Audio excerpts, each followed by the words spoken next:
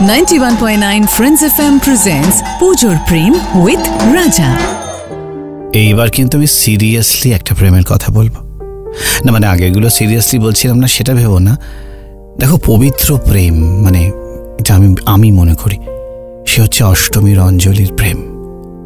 তুমি যতই বলো যাকে তোমার ভালো লাগে, মানে সত্যি কথা বলবো কি, মানে সেটা যে পাড়ার মেয়েরা তা নয়।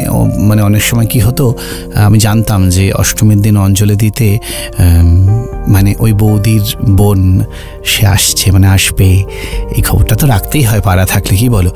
আর ওই একটা দিনই মানে তার অপেক্ষা, অষ্টমী সকাল।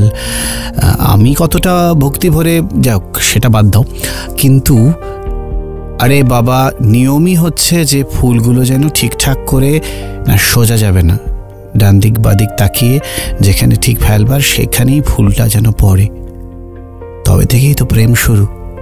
অঞ্জলি একটা ব্যাপার, পবিত্র বিষয়, বুঝতে পেরেছ? আর সেই অঞ্জলির মধ্যে মিশে থাকে প্রেম।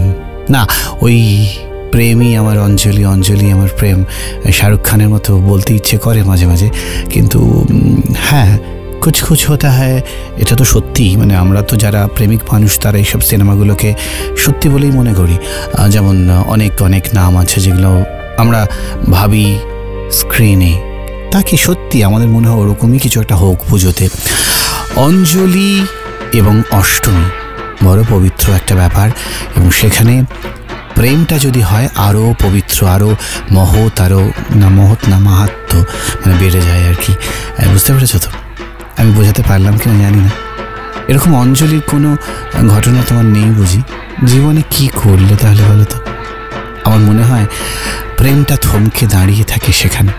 দেখো, সেই মেয়ের সঙ্গে প্রেম এগোলো কি এগোলো না, মনের মণিকঠায় সারা জীবন থেকে যাবে ওই অঞ্জলির ফুল, কিছু দুব্য এবং সত্যিকারের অঞ্জলি যে দাঁড়িয়ে আছে আজও ওই মণ্ডপের পাশে।